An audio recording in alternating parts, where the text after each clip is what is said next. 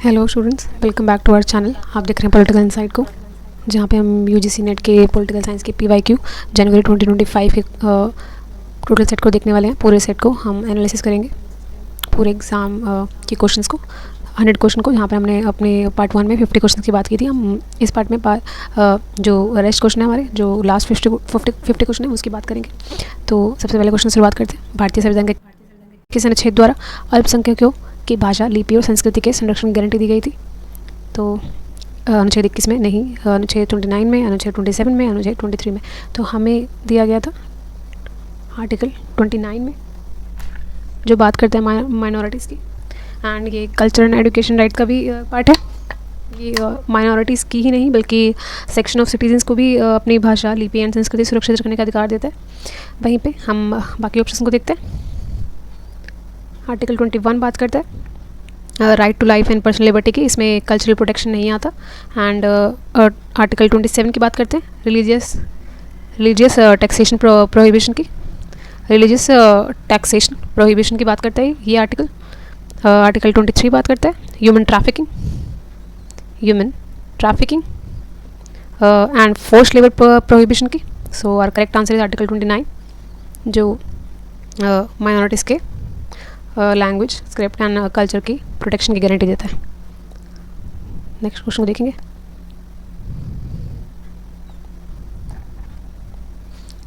Giorgia Meloni Italy की प्रधानमंत्री हैं। वे किस राजनीतिक दल से संबंधित है?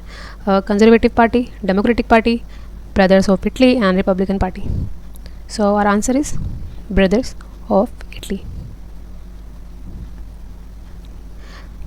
उनकी पार्टी है Brothers of Italy and Italian name इसका है Fratelli de Italia, Fratelli di Italia. And इनकी आइडियोलॉजी राइट विंग से बिलोंग करती है। ये नेशनलिस्ट है, कंजर्वेटिव है। बाकी सारे ऑप्शन हमारे लिए रेलिवेंट नहीं है। सो आगे देखते हैं नेक्स्ट क्वेश्चन को। किस वर्ष बीजिंग में 19वीं चीनी साम्यवादी पार्टी CCP कांग्रेस आयोजित हुई थी? सो what is CCP? What is CCP? It's a Chinese Communist Party. It's a Chinese Communist Party, जो एक नेशनल कांग्रेस है, जो हर साल में बनती है, जिसमें नए नेतृत्व संरचना भी होती है, पॉलिसीज़ भी बनती हैं, सेंट्रल कमेटीज़ भी चुनी जाती हैं। सो आर करेक्ट आंसर इज, हमसे ईयर पूछा गया, जो 19वीं चीनी साम्यवादी पार्टी जो फॉर्म हुई थी वो हुई थी 2017 में, जो शी जिनपिंग की आइडियोलॉजी को फॉलो करती है। Xi Jinping thoughts on socialism with the Chinese characters थे, जिनको शामिल किया गया। सो ये आगे देखते हैं।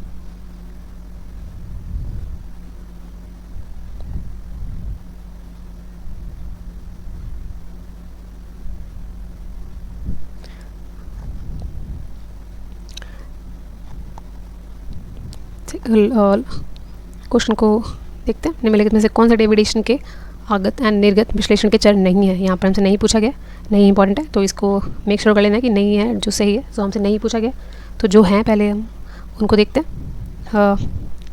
विकास, समृद्धि, मांग, समर्थन, प्रतिपुष्टि। सो मांग एंड जो समर्थन रहेगा हमारा, डिमांड एंड जो सपोर्ट रहेगा, वो समाज से सरकार की ओर जाने वाले इनपुट्स हैं, समाज से सरकार की ओर जाने वाले, तो ये हमारे इनपुट्स में आएंगे। एंड इनपुट्स जब देंगे तो उसका एक फीडबैक भी होगा, जो आउटपुट होगा हमारा। So our correct option is CDE। And हमसे पूछा गया था नहीं के बारे में, तो हमारा नहीं वाला ऑप्शन हो जाएगा A and B। So our correct answer is 4th।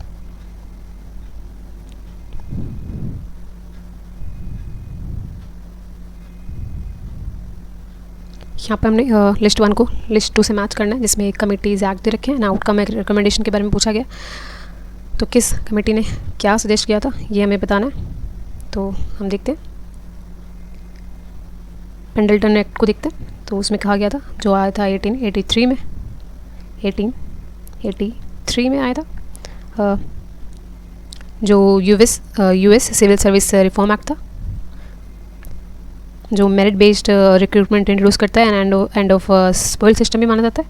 सो ए का हमारा होगा यूएस सिविल सर्विस कमिटीज़. इसके बाद देखते हैं फर्स्ट हूवर कमीशन की देखते हैं, बात करते हैं. तो फर्स्ट हूवर कमीशन इंक्रीज करता है मैनेजरियल कैपेसिटी को, जो 1949 में देखने को मिलता है, जहाँ पर जिसका एम था improve efficiency in US government.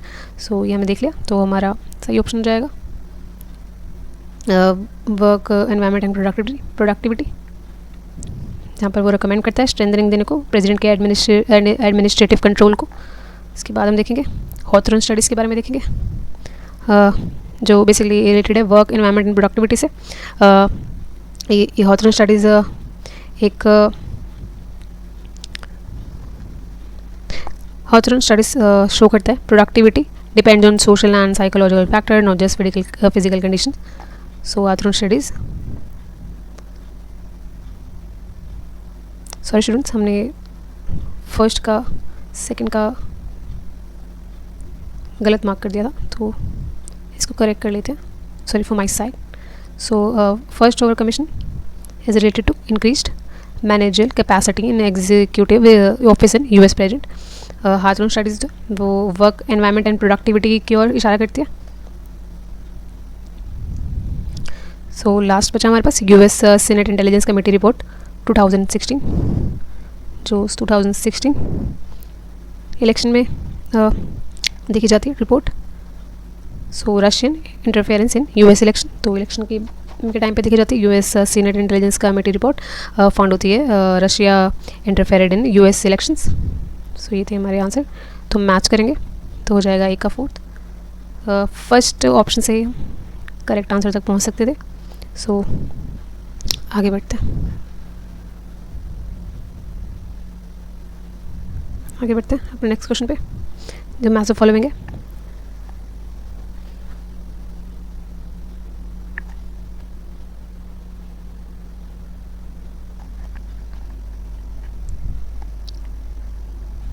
सबसे पहले ऐसे थिंकर को हमें डिटेक्ट करना पड़ता है जिससे हम काफ़ी ज़्यादा सुनते हैं, जिसके काफ़ी ज़्यादा हम फेमिलियर होते हैं उसके नाम से. सो सबसे ज़्यादा प्रोमिनेंट थ्योरी जो हमें थॉमस हॉब्स के बारे में देखने को मिलती है. तो थॉमस हॉब्स की जो बुक थी, शायद सबको पता होगी, दिस इज़ लेवियाथन. जिसको ना पता हो वो देख सकते हैं. सो ए का ऑप्शन रहेगा हमारा फोर्थ. अगर हमें ऑप्शन में आंसर मिल जाता है ए से तो हम टिक कर देंगे. सो ए का फोर्थ हमारा लेवियाथन. एंड इमैनुअल कांट जो हैं वो जुड़े थे क्रिटिक ऑफ प्योर रीजन से, एंड माइकल फूको जो जुड़े थे वो जुड़े थे the order of the themes and archaeology of the human sciences, and Naomi clean जुड़े थे ऑन फायर से. सो ये थे हमारा आंसर, जहाँ पर हमें एक की थिंकर से हमारा आंसर हमने डिटेक्ट कर लिया है. सो ये सबसे पहले जो थिंकर हमें पता हो हमें उन्हें ही चुनना चाहिए, तो ईजिली हम आंसर तक पहुँच जाते हैं. अगर हमें बाकी थिंकर्स के बारे में ना भी पता हो तो हम अपना आंसर निकाल सकते हैं. तो ये हमारी स्ट्रैटेजी होती है एग्ज़ाम के लिए.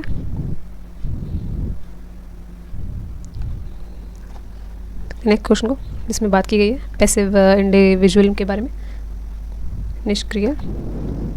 निष्क्रिय इंडिविजुअलिज्म किसने गढ़ा था? Dean Jacques Rousseau, John Rawls, C V Macpherson and Edmund Burke. Basically passive individualism है क्या? सो ये इसमें लिबरल इंडिविजुअल की क्रिटिसिज्म देखने को मिलती है हमें. इसका अर्थ है व्यक्ति केवल सेल्फ इंटरेस्ट तक ही सीमित होता है एंड समाज से कोई सक्रिय जुड़ाव नहीं होता. राजनीति में पैसिव भूमिका में आता है, यानी व्यक्ति सिर्फ अपने हित को दिखता है, समाज सार्वजनिक जीवन में सक्रिय भागीदारी नहीं करता है. सो ये था जो बात करी थी सीवी मैकफर्सन ने. उन्होंने पॉजिटिव इंडिविजुअलिज्म में दिया था, जिसमें व्यक्ति को अपनी क्षमताओं और संपत्ति का मालिक माना जाता है. और पैसिव इंडिविजुअलिज्म भी उसी का एक क्रिटिकल एक्सपेंशन है. तो हमारा आंसर हो जाएगा सीवी मैकफर्सन.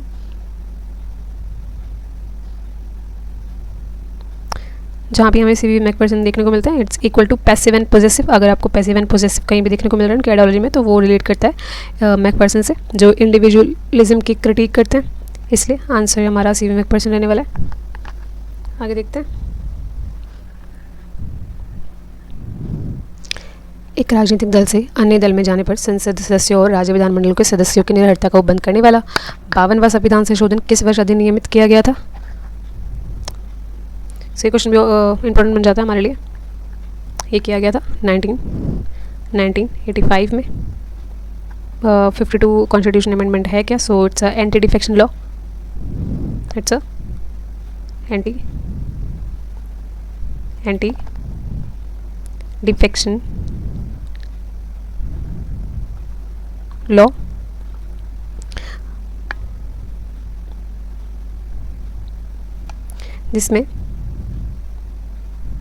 जिसमें कॉन्स्टिट्यूशन में 10th शेड्यूल को भी ऐड किया गया था।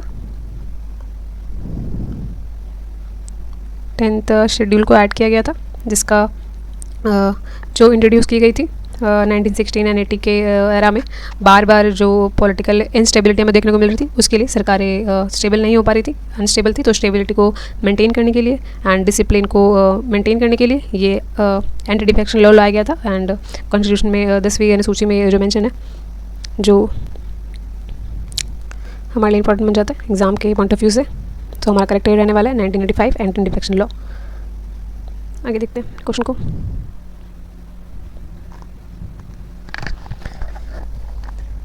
क्वेश्चन में पूछा गया पुस्तक द ह्यूमन कंडीशन किसने लिखी थी? हैना एरेंट ने, मैक्स वेबर ने, हर्बर्ट साइमन ने एंड जगदीश पी भगवती ने। तो ये भी हमारी काफ़ी इंपॉर्टेंट थिंकर है, हैना एरेंट, माय फेवरेट थिंकर। सो हैना एरेंट द ह्यूमन कंडीशन की भी बात करती हैं। ये बात करती हैं ह्यूमन कंडीशन की, जो 1958 में पब्लिश हुआ था। एंड जो पॉलिटिकल थ्योरी की एक काफ़ी ज़्यादा इंपॉर्टेंट रचना बन जाती है, पुस्तक बन जाती है, जिसका कोर आइडिया था, जिसमें हैना एरेंट ने ह्यूमन लाइफ को 3 एक्टिविटीज़ में भी डिवाइड किया था, सेपरेट किया था। सो हैना एरेंट ने 3 कैटेगरीज में सेपरेट किया था ह्यूमन लाइफ को। First is labour and second is work and action. Labour basic survival को शो करता है, वर्क ड्यूरेबल चीज़ों को बनाने की बात करता है, जैसे इंस्टीट्यूशन स्ट्रक्चर, एंड एक्शन बात करता है पॉलिटिकल पार्टिसिपेशन की, जो काफ़ी ज़्यादा इंपॉर्टेंट है। ये इंपॉर्टेंट बन जाता है एक्शन इंपॉर्टेंट बन जाता है, जो political participation and public life में पार्टिसिपेशन की बात करती हैं, जो काफ़ी ज़्यादा इंपॉर्टेंट भी मानती हैं, क्योंकि उस टाइम पे एंड ये अथॉरिटेटिव सिस्टम को भी अपोज करती हैं। आगे देखते हैं, ये हमारा आंसर रहने वाला है।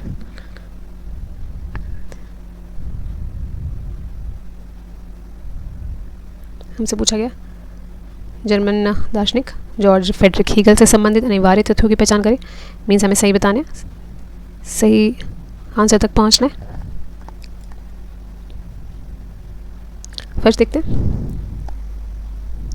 हीगल ने जलवायु परिवर्तन उपशमन का विचार प्रचलित किया था। Yes, it is correct. And आदर्शवाद का हीगल संस्करण द्वंद्वात्मक आदर्शवाद कहलाता है, ये भी करेक्ट हो जाएगा हमारे लिए। एंड हीगल ने द्वंद्वात्मक प्रक्रिया को शोध प्रबंधन एंड संश्लेषण के रूप में व्याख्यायित करने का प्रयास किया था। हीगल ने फिनोमिनोलॉजी ऑफ स्पिरिट पुस्तक लिखी थी, ये गलत हो जाएगा हमारा। एंड ये ऑप्शन को देखते हैं, कार्ल मार्क्स से हीगल से बहुत अधिक प्रभावित था, ये सही हो जाएगा। सो हमारा करेक्ट आंसर जो रहने वाला वो रहने वाला है, ए भी करेक्ट है, बी भी करेक्ट है, सी करेक्ट है एंड डी करेक्ट नहीं है। सो हम डी को एलिमिनेट करना है पहले, तो 2 क्वेश्चन तो एलिमिनेट हो जाते हैं। जहाँ पर हमारा ई सही है तो ई सही है हमारा, एंड हमारा आंसर हो जाएगा A B C E.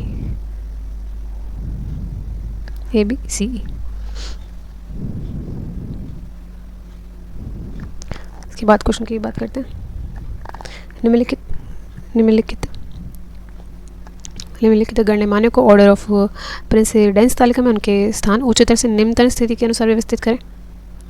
So guys, I hope you don't mind. मेरे को इंग्लिश में इसका PDF नहीं मिल रहा था, तो मैं इसको हिंदी में ही यहाँ पर इंक्लूड किया है।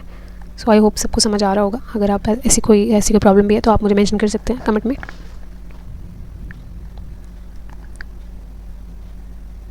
देखते हैं ऑर्डर ऑफ प्रेसिडेंस लॉजिक के साथ किसमें था।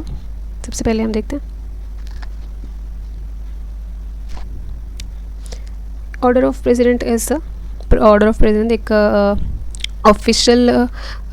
ऑफिशियल लिस्ट है जो सरकारों के पदों की प्रोटोकॉल रैंकिंग को तय करती है. It is protocol ranking. तो जिसमें हम देखते हैं कि सबसे ऊंचे सबसे ऊपर कौन था एंड सबसे उससे नीचे, दैन फिर उससे नीचे, दैन तो हायरार्की जो मेंटेन की जाती है यहाँ पे उच्चतर से निम्नतर. तो उसमें सबसे पहले जो नाम आता है वो आता है भारत रत्न धारक का, भारत रत्न सम्मान धारक का. सबसे पहले आता है भारत रत्न सम्मान धारक का. सो अगर ई सबसे पहले यहाँ पर हमारा आंसर होता है तो हमें ऑप्शन में देखना है. सबसे पहले हमारा ई फर्स्ट में दिया गया है तो यही हमारा करेक्ट आंसर रहने वाला है. यहाँ से मैच करते हैं. सबसे पहले ये पता होना चाहिए, ये एक जनरल आइडिया होना चाहिए. ये हम ऐसे क्वेश्चन हमसे पूछे जाते हैं, ये क्वेश्चन देखने को मिले हमें ऐसे टाइप के. तो सबसे पहले भारत रत्न सम्मान धारक आते हैं, उसके बाद आते हैं उपसभापति एंड राज्यसभा, उपसभापति राज्यसभा के. दैन फिर आते हैं मुख्य निर्वाचन आयुक्त, फिर भारत का महान्यायवादी देखते हैं. इसके बाद आते हैं उपाध्यक्ष नीति आयोग के. सो ये ऑर्डर रहता है हमारे लिए.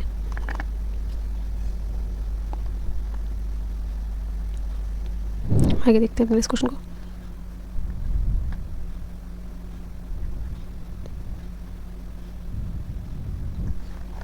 ये भी काफ़ी इंटरेस्टिंग क्वेश्चन है हमारे लिए. आई होप मैं पर्सनल बात करूँ तो अगर मैं ये क्वेश्चन देखती तो मैं बिल्कुल कंफ्यूज हो जाती, क्योंकि पॉलिटिकल से दूर दूर तक कहीं ना कहीं इसका रिलेशन नहीं है. तो कभी कभी ऐसे क्वेश्चन भी यूजीसी में देखने को मिलते हैं जिसका आपको आइडिया नहीं होता है, बस आपको जय माता दी करके ऑप्शन को टिक करना होता है. सो कभी कभी ऐसे क्वेश्चन यूजीसी देता है. सबसे पहले हम देखते हैं गूगल की शुरुआत कब हुई थी. सो गूगल की शुरुआत हमें देखने को मिलती है 1998 में. गूगल की शुरुआत देखने को मिलती है 1998 में, जहाँ पर फर्स्ट का फर्स्ट हो जाता है. एंड फेसबुक की शुरुआत देखने को मिलती है हमें 2004 में. माइक्रोसॉफ्ट की स्थापना देखने को मिलती है, माइक्रोसॉफ्ट की स्थापना हुई थी 1975 में. एंड एप्पल कंप्यूटर्स की स्थापना हुई. सो कब मैंने आपको जैसे अपने फर्स्ट वीडियो में बताया था कि मेरा पर्सनल एक्सपीरियंस है. अगर कोई क्वेश्चन में आप स्टक हो रहे हो, आपको बिल्कुल ही माइंड में कुछ नहीं आ रहा, ब्लैंक हो रहे हो, तो आप 98% ऐसा होता है कि आप ABCD का उनके ऑर्डर में दिए गए ऑप्शन से मैच कर सकते हैं. सो हमारा आंसर रहने वाला है ए का बी, ए का फर्स्ट, बी का सेकंड, सी का थर्ड एंड डी का फोर्थ. ये ऑलरेडी यहाँ पर क्रोनोलॉजिकल ऑर्डर में दिए गए हैं, मैच किए गए हैं. आगे बढ़ते हैं नेक्स्ट क्वेश्चन पे.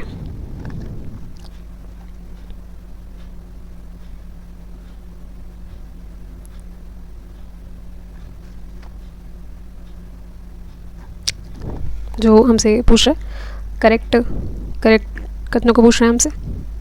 करेक्ट स्टेटमेंट देखेंगे. विनायक दामोदर सावरकर ने तर्क दिया कि 1857 की क्रांति भारत का प्रथम स्वतंत्रता संग्राम था. तो ये बात हमारी सही हो जाती है. उन्होंने ऐसा कहा था कि 1857 हमारा first revolution of India independence था. सो ये सही हो जाता है. जयप्रकाश नारायण ने संपूर्ण क्रांति या पूर्ण क्रांति के विचार की वकालत की थी. यस, उन्होंने 1974 में की थी, 1974 में की थी. इसके बाद देखते हैं भीमराव रामजी अम्बेडकर सामाजिक न्याय के अगुआ थे. यस, वो फॉलोवर थे. बाल गंगाधर तिलक नरम दली नेता थे. नो. सो हम देखते हैं लाल बाल पाल को एक्सट्रीमिस्ट ग्रुप के थे, जो नरम दल के नहीं थे, रिफॉर्मिस्ट ग्रुप से वो बिलोंग नहीं करते थे. तो ये हमारा गलत हो जाएगा. इसके बाद हम देखते हैं रविंद्रनाथ टैगोर के अनुसार अति राष्ट्रवाद का विचार सच्ची सुनता के अहरणीय है. नो. एग्रेसिव नेशनलिज्म की वो आलोचना करते हैं. सो ये गलत हो जाएगा. सो हमें सही बताने थे तो हमारे करेक्ट स्टेटमेंट हो जाएगी ए, बी एंड सी. सो ये फर्स्ट रहने वाला हमारा आंसर.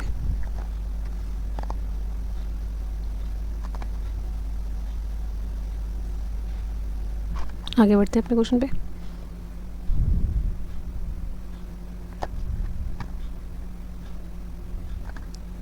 प्रतिनिधित्व लोकतंत्र के बारे में निम्नलिखित कथनों पर विचार करें. सही विकल्प को चयन करें. यह विशाल देशों के लिए लोकतंत्र का व्यवहार्य रूप स्वरूप प्रदान करता है. सो ये हमारा सही हो जाएगा.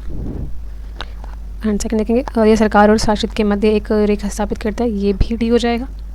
एंड थर्ड, ये सरकार और शासितों के मध्य रेखा मिटा देता है. ये गलत हो जाएगा. ये सही नहीं होगा. मिटाता नहीं है, स्थापित करता है तो मिटा नहीं सकता. ऊपर ही मेंशन है जैसे यह वर्गहीन समाज की वकालत करता है. वर्गहीन समाज की वकालत नहीं होती है लोकतंत्र में. सो इसका सबसे प्रचलित आधुनिक रूप जनमत संग्रह का उपयोग है. नहीं, ये नहीं होगा. ये नहीं होगा हमारे लिए। रेफरेंडर एक डायरेक्ट डेमोक्रेसी का टूल है जो रिप्रेजेंटेटिव लोकतंत्र का नहीं है, सो ये भी गलत हो जाएगा। तो हमारा करेक्ट आंसर आने वाला है A and B. Representative democracy के बारे में हमसे पूछा था बेसिकली, तो हमारा लॉजिक ए एंड बी सही हो जाएगा हमारे लॉजिक से।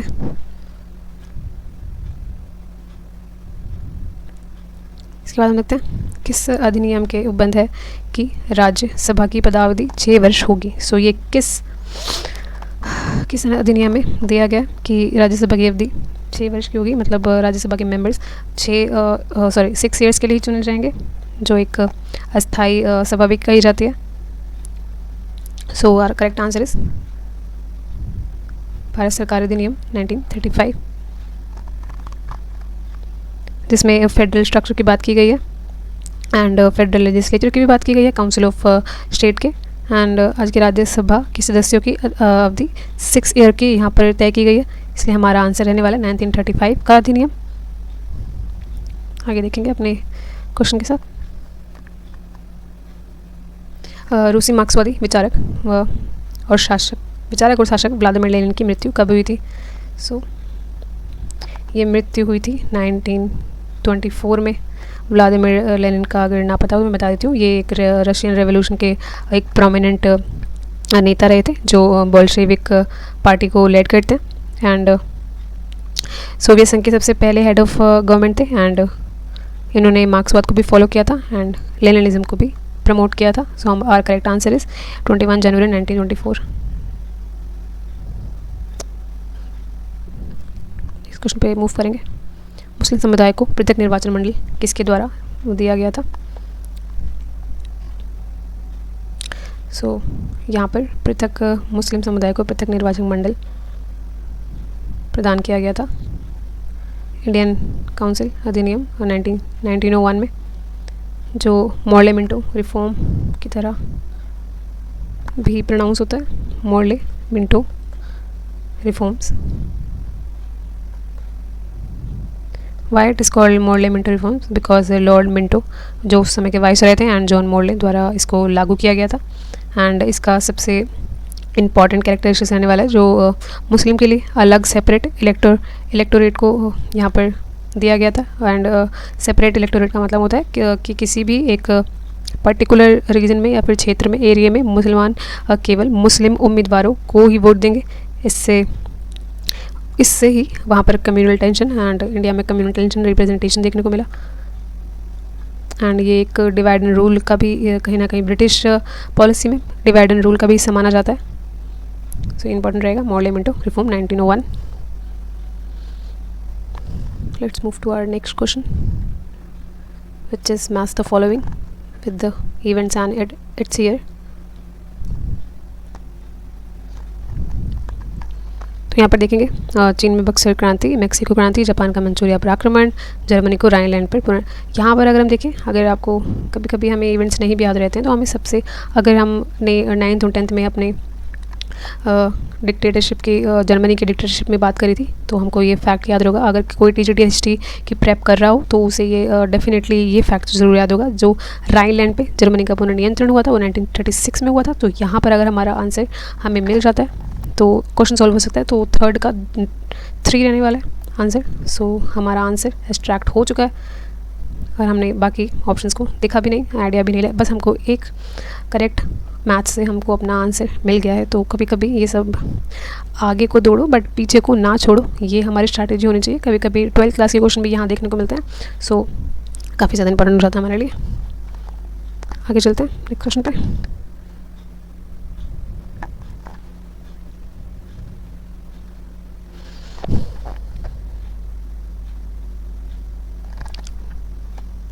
नेक्स्ट क्वेश्चन में पूछा गया हमसे निम्नलिखित नेताओं की हत्याओं के कालक्रमानुसार क्रोनोलॉजिकल ऑर्डर को व्यवस्थित करें। सो सबसे पहले इनकी असैसिनेशन से पहले इनके ईयर देख लेते हैं। सबसे पहले हमें सबसे पहले ईयर में कौन देखने को मिलते हैं, जॉन एफ कैनेडी 1963। इसके बाद यहाँ पर है HWURD भंडार नाइक के 1959। इसके बाद देखते हैं जियाउर रहमान को 1981 एंड ओलफ पाल्मे को 1986। ये टजाक रोबिन को देखते हैं 1995 में। अब हमें सबसे पुराने से सबसे नए तक जाना होगा। सबसे पुराने कौन थे? तो वो थे हमारे CHWRD भंडार नायके 1959। तो सबसे पहला आंसर सी होगा, तो हम यहाँ से एलिमिनेट कर सकते हैं अपने ऑप्शंस को आंसर तक पहुँचने के लिए। इसके बाद रहने वाला है 1959 के बाद हम जॉन एफ कैनेडी को देखते हैं। सो CA हमारा आंसर रहने वाला है। सी हो गया।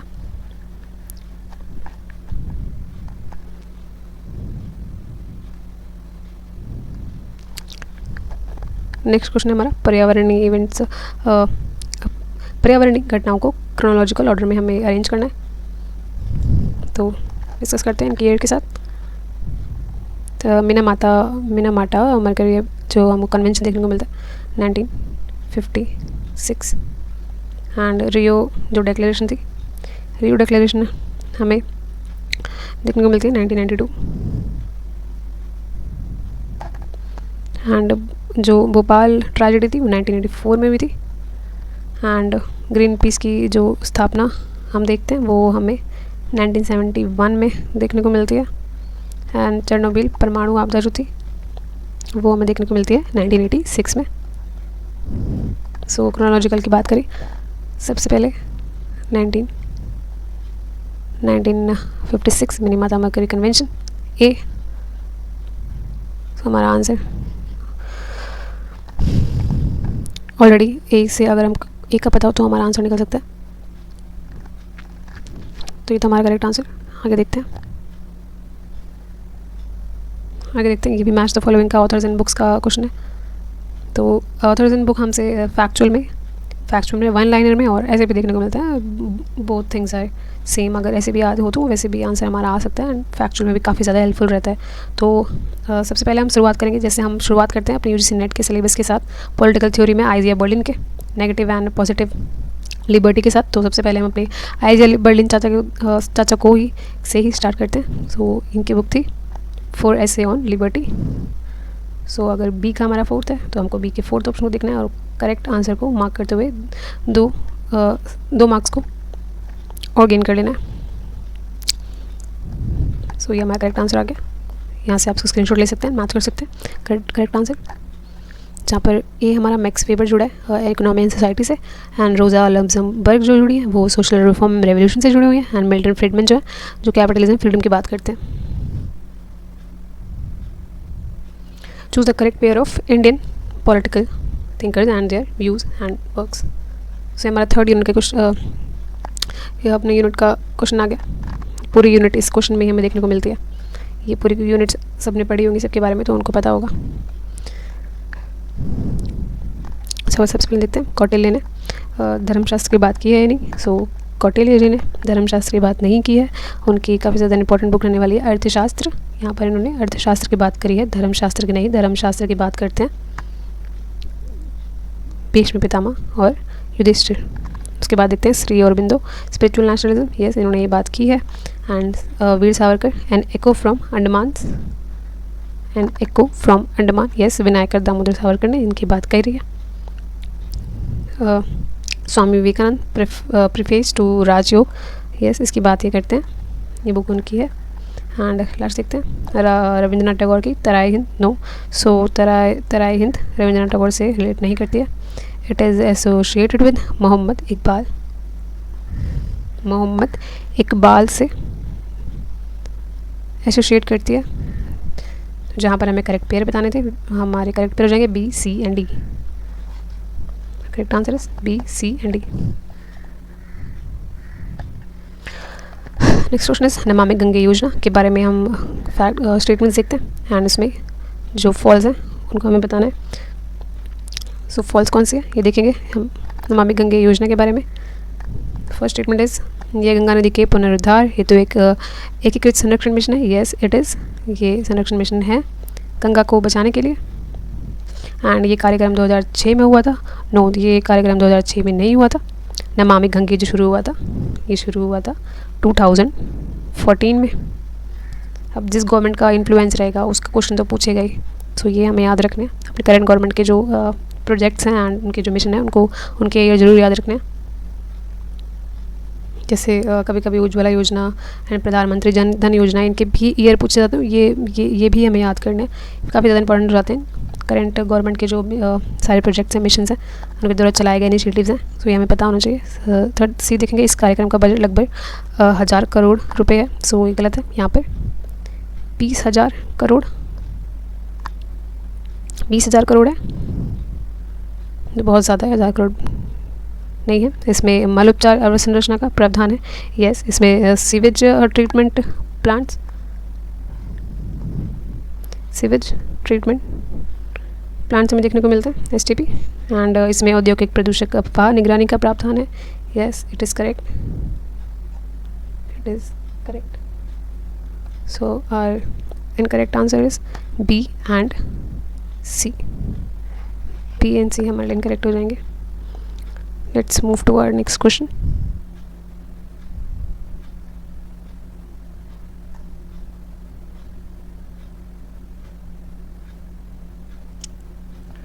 जहाँ पर हमसे पूछा गया निम्नलिखित में से कौन से युग्म करेक्ट है, कौन से पेयर करेक्ट है। तो सस्टेनेबल डेवलपमेंट भी सतत विकास केवल वर्तमान की ज़रूरतें पूरी करने वाला विकास है। सो नहीं, हम सतत विकास का बेसिकली ये तो डेफिनेशंस का ही ओपोज कर रहा है ये पेयर, तो ये गलत हो जाएगा हमारा।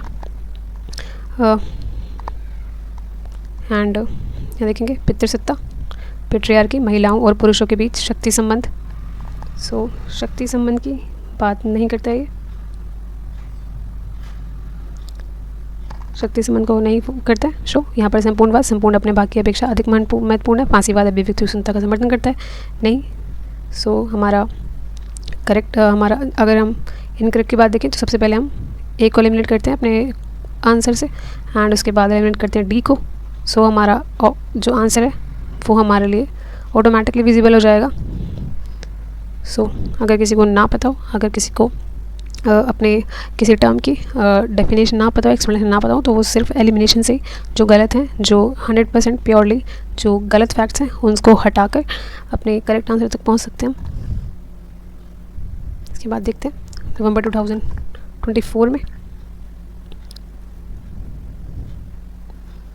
नवंबर 2024 में विजयी होने के बाद डोनाल्ड ट्रंप एक अनिरंतर पदावधियों के लिए जीतने वाले दूसरे अमेरिकी राष्ट्रपति हैं। ऐसे प्रथम राष्ट्रपति कौन थे?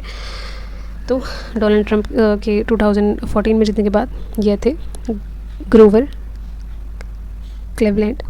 तो ये थे ग्रोवर क्लीवलैंड, जैसे दूसरे राष्ट्रपति बने जो नॉन कॉन्सिक्यूटिव टर्म के लिए जीते थे। तो ऐसे प्रथम राष्ट्रपति थे Grover Cleveland and second is Donald Trump. आगे बढ़ते, निम्नलिखित राज्यों के गठन के वर्षों के अनुसार कालक्रम में व्यवस्थित है। ये क्वेश्चन हमसे CUT UG में भी पूछा गया है, जिसमें सबसे पहले 3 स्टेट्स के बारे में पूछा गया। तो ये अगर CBSE अगर कोई भी एग्ज़ाम ले रहा है अपने एंट्रेंस का, UGC का, CUT का, तो वो इस क्वेश्चन को ज़रूर रखता है, ये उनका फेवरेट क्वेश्चन बन जाता है।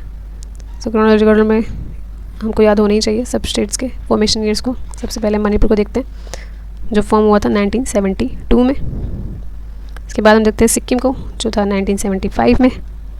इसके बाद तेलंगाना जो था वो था 2014 में। And Jharkhand is formed on 2000, यहाँ पर जिसमें खंड लगा वो 2000 में होगा, जैसे झारखंड, उत्तराखंड। एंड अरुणाचल प्रदेश था 1987 में। सो ये थे हमारे ईयर्स। सबसे पहले हम देखते हैं अपने स्टेट को, वो था मणिपुर A एंड A यहाँ पर भी है, ये एलिमिनेट हो जाएगा। इसके बाद सेकंड ऑप्शन को देखना है हमें, सेकंड भी सेम है तो सेकंड को भी चेक नहीं करेंगे, थर्ड को चेक करेंगे कि थर्ड पोजीशन पे कौन आएगा। A B एंड थर्ड पे आएगा E। So our correct answer is A B E D C। Next question है इलाहाबाद उच्च न्यायालय कब स्थापित किया गया था। सो हमारा करेक्ट आंसर रहेगा इलाहाबाद हाई कोर्ट की जो फॉर्मेशन ईयर था वो था 1866। हमको याद होना चाहिए।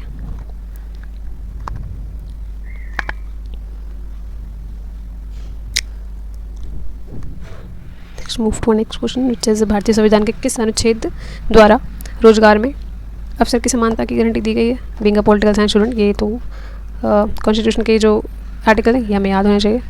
So our correct answer is अफसर की समानता में देखने को मिलती है 16 में, जहाँ पर 13 बात करता है कानूनों की वैधता से रिलेटेड है, 19 रिलेट करता है 19 रिलेट करता है स्वतंत्रता के अधिकार से, जहाँ पर हमारा 16 आंसर ठीक है। एंड 18 जहाँ पर एबोलिशंस, जहाँ पर 18 बात करता है उपाधियों के एबोलिशन की बात करता है 18। आगे देखेंगे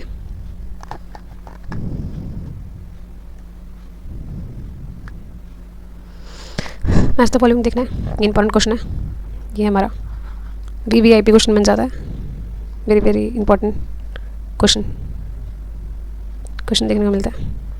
VVIQ है हमारे लिए, सो देखेंगे, ये ज़रूर याद करना है, इसको अपने जहन में उतार लेना है एज इट इज़। ये इन्हीं चारों में से कहीं ना कहीं हमें देखने को मिलता है, और ये चारों ही क्लास 12 की NCERT में से NCERT में देखने को मिलता है क्लास 12 की। जहाँ पर CUT UG की बात करें वहाँ पर हमने इसे डिस्कस भी किया अपने सिक्योरिटी चैप्टर में।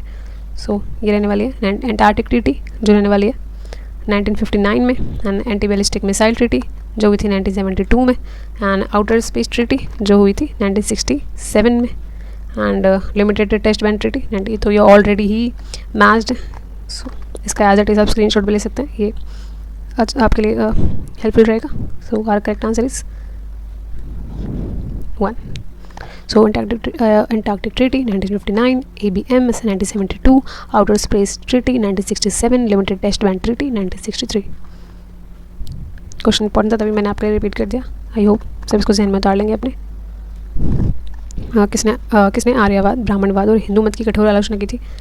सो हिंदू मत की कठोर आलोचना, यहाँ पर कठोर जहाँ पर आलोचना की गई थी जो एंटी ब्राह्मणिज्म थे, जहाँ हमने क्लास 1 में भी बात करी है। सो हमारे EV रामास्वामी नायकर के ऊपर ही 2 क्वेश्चन हमें सेम एग्जाम में देखने को मिलते हैं जो काफ़ी ज़्यादा इंपॉर्टेंट हो जाते हैं हमारे लिए, जो ब्राह्मणवाद के कट्टर विरोधी थे, लाइक कट्टर थे, तो जो द्रविड़ आंदोलन के भी नेता थे हमें देखने को मिलते हैं, हिंदुत्व की एंड जाति प्रथा की भी काफ़ी ज़्यादा आलोचना करते थे। तो ये हमारा आंसर हो गया। दयानंद सरस्वती जहाँ पर हमारे आर्य समाज के संस्थापक देखने को मिलते हैं, जो विद्या की ओर लौटने की भी बात करते हैं, एंड स्वामी कृपानी कोई प्रोमिनेंट थिंकर है नहीं, एंड बाल गंगाधर तिलक जो हिंदू ट्रेडिशंस को काफ़ी ज़्यादा प्रमोट करते हैं, तिलक। देखेंगे अपने नेक्स्ट क्वेश्चन के ऊपर चलेंगे, which is civil disobedience book को किसने लिखा था? बेल हुक्स ने? नो। ये एक फेमिनिस्ट थिंकर है Bell Hooks. James Tully? No. Herbert Marcuse? नहीं। तो ये थे हमारे हेनरी डेविड थोरो, ये हमारे हेनरी डेविड थोरो थे।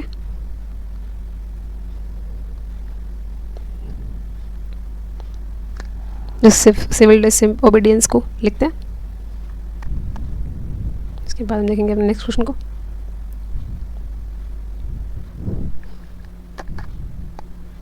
किस वर्ष जनोपयोगिता सेवाओं हेतु स्थायी लोक अदालतों की स्थापना को बंद करने के लिए विधिक सेवाएं प्राधिकरण अधिनियम 1987 में संशोधन किया गया था? सो पब्लिक यूटिलिटी सर्विस के लिए एक परमानेंट लोक अदालत की स्थापना की गई थी, विच इज़ विधिक सेवा प्राधिकरण अधिनियम 1987 में इसको अमेंड किया गया था। देखते हैं इसका सही उत्तर क्या होता है। आवर करेक्ट आंसर इज 2002 जो 1987 लीगल सर्विसेज अथॉरिटीज़ एक्ट 1987 था, जो 2002 में संशोधित किया गया था फॉर पब्लिक यूटिलिटी सर्विस के लिए परमानेंट लोक अदालतों में। तो ये हमारा करेक्ट आंसर हो जाएगा। नेक्स्ट क्वेश्चन है, किस वर्ष दक्षिण अफ्रीका ने प्रथम गैर नस्लीय चुनाव आयोजित कराए थे? सो ये कराए थे 1994 में, जिसमें ये जो पहले first non racial democratic election हुए थे। इसमें सबसे पहले रंग भेद की नीति के कारण केवल गोरे लोगों को ही वोट देने का अधिकार था। इससे पहले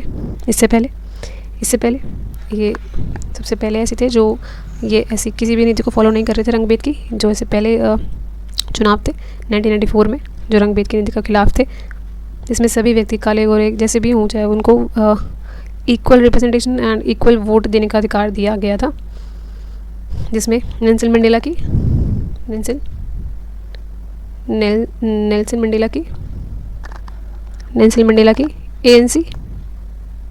ANC जो पार्टी थी उनको पूर्ण बहुमत प्राप्त हुआ था।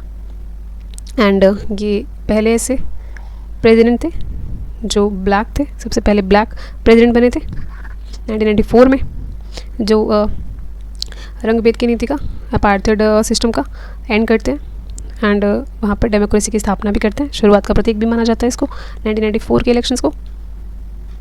सो ये था हमारा आंसर। नेक्स्ट क्वेश्चन देखते हैं।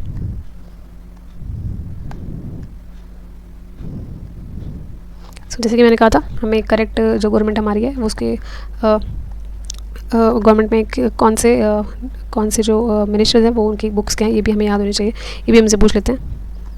सो देखेंगे यहाँ पे सबसे पहले डॉक्टर एस शंकर की बात करें तो उन्होंने इनकी बुक थी द इंडिया वे। सो एक का थर्ड अगर हमें पता होता तो हम क्वेश्चन को इजीली ट्रैक कर पाते। सो एक का डॉक्टर एस शंकर जिन्होंने द इंडिया वे लिखी थी। इसके बाद बी का फोर्थ रहने वाला है, हर्बर्ट साइमन ने एडमिनिस्ट्रेटिव बिहेवियर की बात की थी। अब्राहम मैस्लो ने बात की थी सी का first theory of human motivation and Chris Argyris ने बात की थी ऑन ऑर्गेनाइजेशन लर्निंग के लिए। सो हमारे लिए इंपॉर्टेंट बन जाता है हर्बर्ट साइमन के administrative behaviour and Abraham Maslow की the theory of human motivation. आगे देखते हैं नेक्स्ट क्वेश्चन को।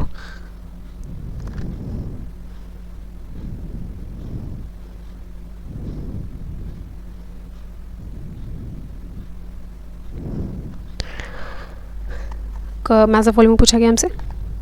यहाँ पर सार्क के महासचिव को उनके पदावधि से हमें मैच करना है। कभी कभी ये क्वेश्चन हमारे लिए काफ़ी मुश्किल हो जाते हैं, तो ऐसे क्वेश्चन में सिर्फ हम एक आइडिया लगा सकते हैं, बट एग्जैक्ट डेट पता होना ये नेक्स्ट टू इम्पॉसिबल हो जाता है।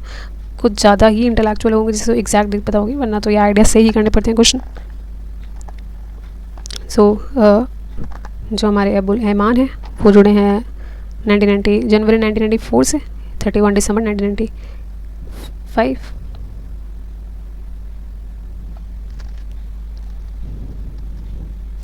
इनका काल रहने वाला है, इनका जो पदावधि रहने वाली है। ये पहले वहाँ के महासचिव थे 1987 से 1989 में, 1987 से 1989। इसके बाद देखते हैं यादव कांत सिलवाल जो थे 1994 से 1995, 1994 से 1995। फर्स्ट यहाँ पर वो गलत प्रोनाउंस हो गया था, उसके लिए सॉरी। सो ये हमारा फर्स्ट का थर्ड रहने वाला है, ए का थर्ड। सो अपने आंसर तक पहुँच सकते हैं फर्स्ट के। फर्स्ट के ऑप्शन से ए के थर्ड के बाद B first and Nihal Rodrigo 1999 से 2002 एंड श्रीकांत शर्मा लास्ट रहने वाला है। आगे देखते हैं।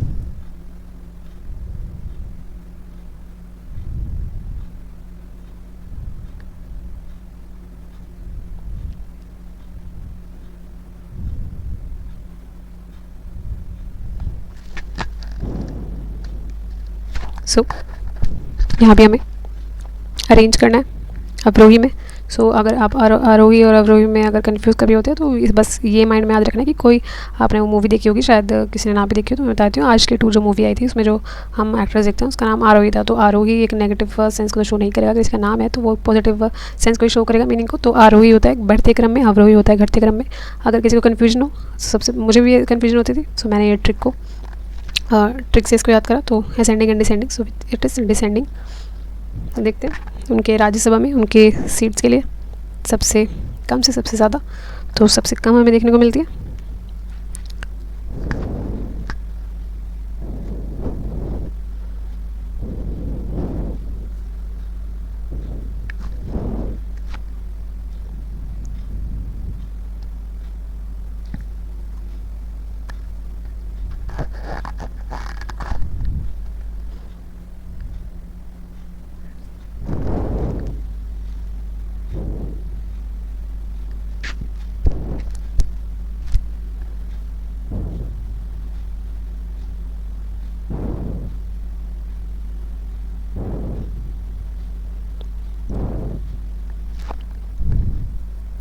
तो हमने घटते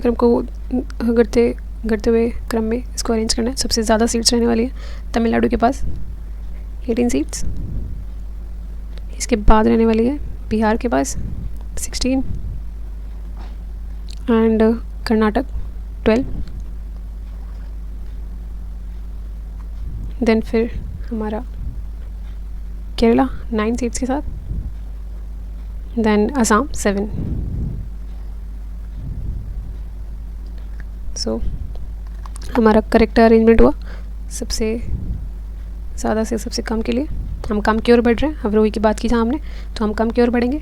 सबसे पहले हमारे पास ज़्यादा देखने को मिलेगी सी, देन सी के बाद हमारा बिहार जो है ई, सो हमारा करेक्ट आंसर रहेगा सी ई ए डी बी। किस वर्ष भारतीय राष्ट्रीय कांग्रेस द्वारा सृजनात्मक कार्यक्रम शुरू किया गया था? सो ये शुरू किया गया था 1924 में। 1922 के नागपुर अधिवेशन के बाद महात्मा गांधी ने इसी कार्यक्रम को कंस्ट्रक्टिव प्रोग्राम को शुरुआत की थी, जो नॉन कॉपरेशन सहयोग आंदोलन 1920 से 1922 के बाद शुरू किया गया था। जो इसके मुख्य उद्देश्य हमें देखने को मिलते हैं सकारात्मक कार्यों से माध्यम से स्वराज की तैयारी करना, जैसे कि खादी का प्रचार करना, अस्पृश्यता का निवारण करना, हिंदू मुस्लिम एकता को बढ़ाना, ग्राम स्वराज को सुनिश्चित करना, प्रौढ़ शिक्षा को बढ़ावा देना। तो ये थे हमारे कुछ पॉइंट्स। आगे देखेंगे पॉवर्टी। पुस्तक poverty and un British rule in India किसने लिखी थी? सो ये लिखी गई थी दादा भाई नौरोजी के द्वारा, जहाँ पर दादा भाई नौरोजी ने 1901 में ये पुस्तक लिखी थी। एंड दादा भाई नौरोजी की बात करते हैं तो उन्होंने ड्रेन ऑफ वेल्थ का भी कॉन्सेप्ट दिया था। देखते हैं नेक्स्ट क्वेश्चन को। Who among the following is the first to coin the term catch all party? So इस टर्म का हैप्पी बर्थडे करने वाले थे ओटो। ये थे ओटो किर्चहाइमर, जो German American political scientist and jurist थे, जो इंट्रोड्यूस करते हैं इस टर्म को। वो अपने 1996 के ऐसे में लिखते हैं the transformation of the western European party system, वहाँ ये कैच ऑल पार्टी की बात करते हैं। आगे देखते हैं क्वेश्चन को, जहाँ पे हमसे गैट के WTO के गैट ही बाद में WTO के रूप में फॉर्म हुआ था। वहाँ पर उनके डायरेक्टर्स की एंड उनके टाइम की क्रोनोलॉजिकल अरेंजमेंट देखते हैं। सबसे पहले हमें देखने को मिलते हैं एरिक विदमैन वाइट 1948 से 1968 एंड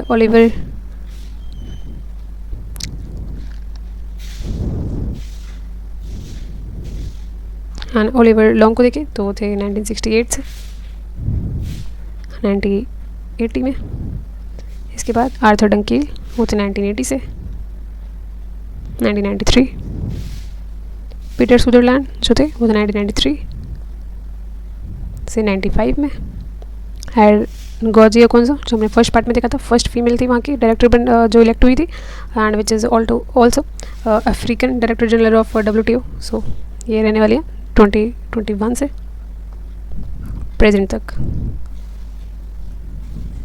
वुमेन एम्पावरमेंट यहाँ देखने को मिलती है हमें,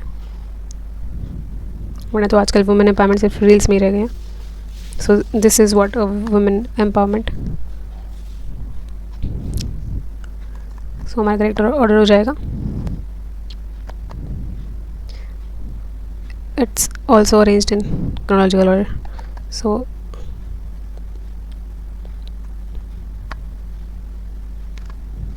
हमारा ऑलरेडी करेक्ट आंसर हो जाएगा ABCD। सो ये ऑलरेडी अरेंज है, इसका स्क्रीनशॉट ले सकते हैं स्टूडेंट्स, हमारे इंपॉर्टेंट बन जाता है। सो ये थे हमारे लास्ट 50 क्वेश्चन पार्ट सेकंड के। आई होप सबको एक्सप्लेनेशन अच्छी लगी होगी UGC नेट एग्ज़ाम के लिए, जो हमारा होने वाला है जून 2026 में। आई होप ये हेल्पफुल लगा होगा। यहाँ पर सिर्फ टेकन मार्क नहीं किया गया, एक्सप्लेनेशन को एनालिसिस किया गया एंड पैटर्न को देखा गया।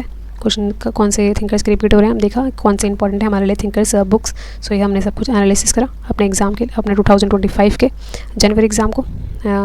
अब इसके बाद जो आपको क्लास चाहिए होगी वो आप कमेंट कर सकते हैं, कमेंट करके बता सकते हैं कि किस टॉपिक पे एंड UGC नेट के किस टॉपिक पे आपको क्लास चाहिए। पॉलिटिकल इंसाइट का आपको प्रोवाइड करवाएगा। पॉलिटिकल इंसाइट मेक श्योर करना है आप इसको सब्सक्राइब करें ऐसे कंटेंट्स के लिए जो कि आपके लिए हेल्पफुल रहने वाला है। सो मेक श्योर आपने इसको शेयर करें एंड नोटिफिकेशन ऑन रखें हमारे आगे आने वाली वीडियोस के लिए, आपको नोटिफिकेशन मिल सके। एंड ऑल्सो आप टेलीग्राम एंड व्हाट्सएप पे भी फॉलो कर सकते हैं हमें, जहाँ पर अपडेट्स मिलते रहते हैं, PDF मिलते रहते हैं आपको क्लास से रिलेटेड एंड अपने एग्ज़ाम से related, UGC net political science 2026। सो ये थी हमारी क्लास। लिंक मैं डिस्क्रिप्शन में मेंशन कर दूँगी पार्ट 1 के लिए एंड टेलीग्राम के लिए।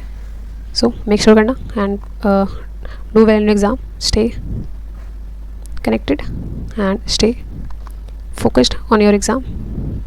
So thank you students, thanks for watching and all the best for your exam. Thank you.